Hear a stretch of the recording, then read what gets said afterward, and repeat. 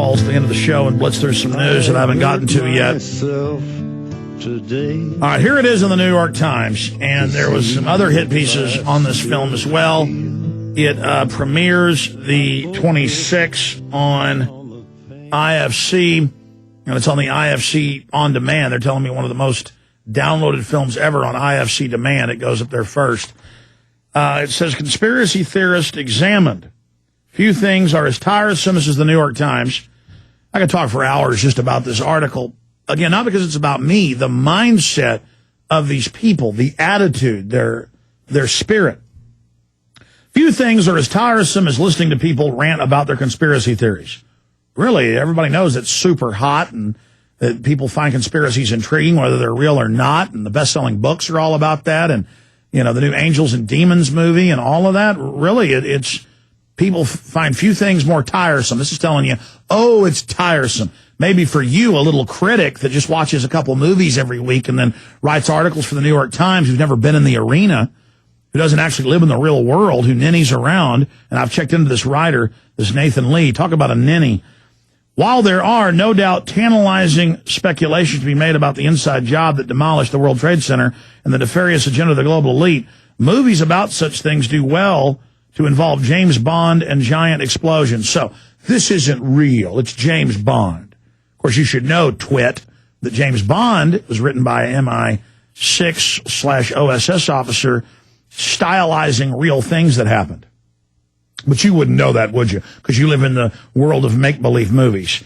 New World Order, an unrelentingly tedious documentary by Luke Meyer and Andrew Neal, follows up a group of considerably less glamorous truth seekers. So we're not glamorous. So we're trying to be glamorous, but we're not. The most prominent of the filmmakers' subjects, the radio host Alex Jones, who is based in Austin, Texas, rails against the powers that be, all of them in a manner that reinforces every cliche of conspiracy theorist loon. Because, see, I'm mad about the government kidnapping kids. I'm mad about lying about wars and WMDs. I'm mad about Seymour Hersh and the government admitting in the Army's own report, reporting that they raped children in front of their parents. See, I'm a loon. I'm angry about that. It's wrong. I'm just a loon. I'm wrong. I shouldn't be mad the bankers have stolen $14.8 trillion and we're going bankrupt. I should just watch movies like this guy and ninny around with my friends in New York. Rails against the powers that be, all of them in a manner that reinforces every cliche of conspiracy theorist loon. Paranoia, megalomania, delusional, and sweaty. Yeah, we were out in the summer in Virginia, and I'm sweating. Ooh, I see. You know, you wear white gloves and have someone fanning you, and, you know, sweating is bad. Paranoid, megalomaniacal. The documentary's most action-packed scene finds Mr. Jones throwing a major hissy fit when his hotel fire alarm goes off, thereby proving without a shadow of a doubt that they are trying to suppress his revelations. Yeah, we had security walk up and go, people like to pull fire alarms, but they go to jail when they do it. And then they pull the fire alarm, and I go outside, and the security head comes up when I'm outside with 200 people and says, we're going to F you up. And there's Secret Service running around all on video with headpieces, and they're trying to blame me for a fire drill for pulling a fire alarm. That's a serious crime, by the way. And I get upset calling into a national talk show on 600 radio stations, coast to coast. See, to this guy, he's so sheltered and in la-la land, he thinks it's fake. I saw mainstream news articles about this film, New World Order, that it's a documentary, where they said other reviews that have been done said I made it up. There was no Bilderberg group meeting happening in Chantilly, Virginia.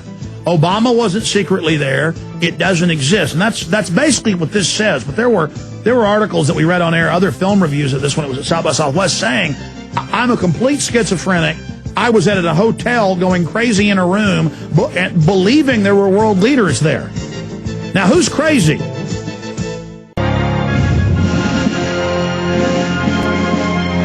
All right, I'm finishing up with this attack review here by this Nathan Lee.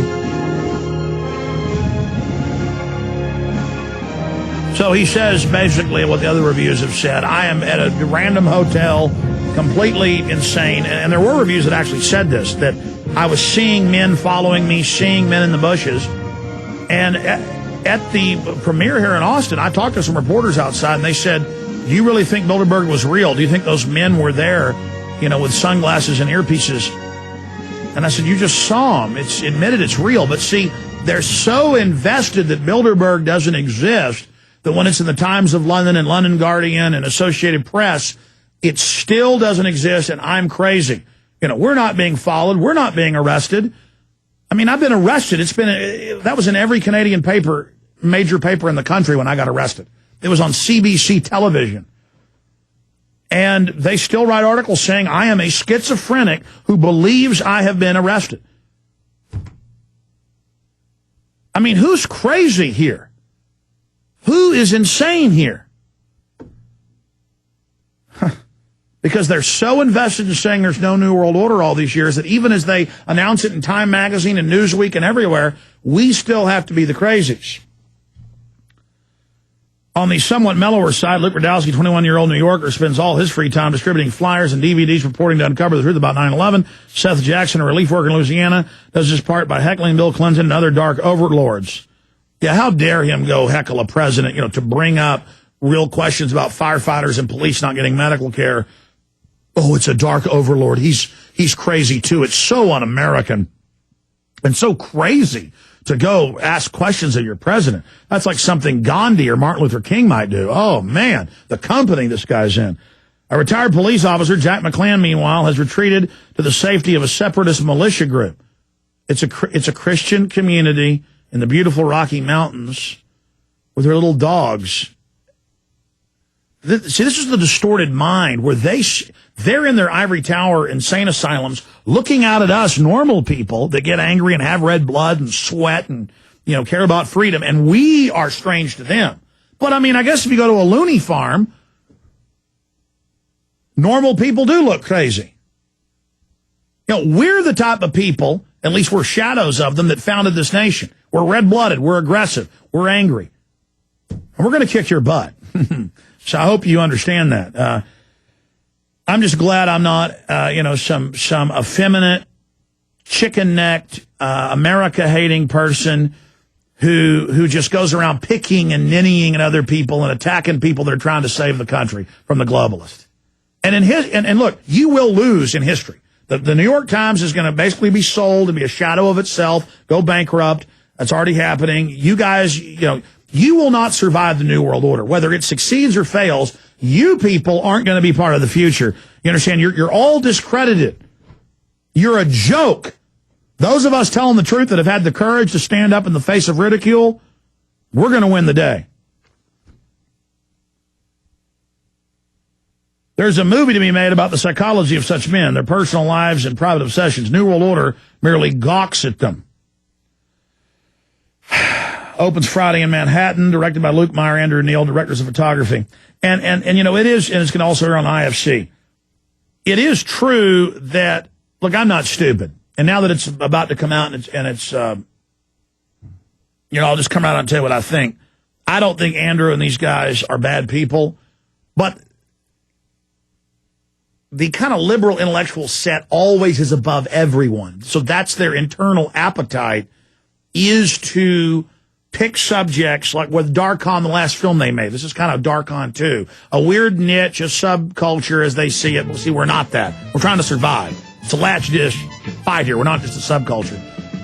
And then they kind of analyze it and show our faults and our positive points. But it's still done from a position of on high. And so the film will be seen by those that hate us as a confirmation of what they believe.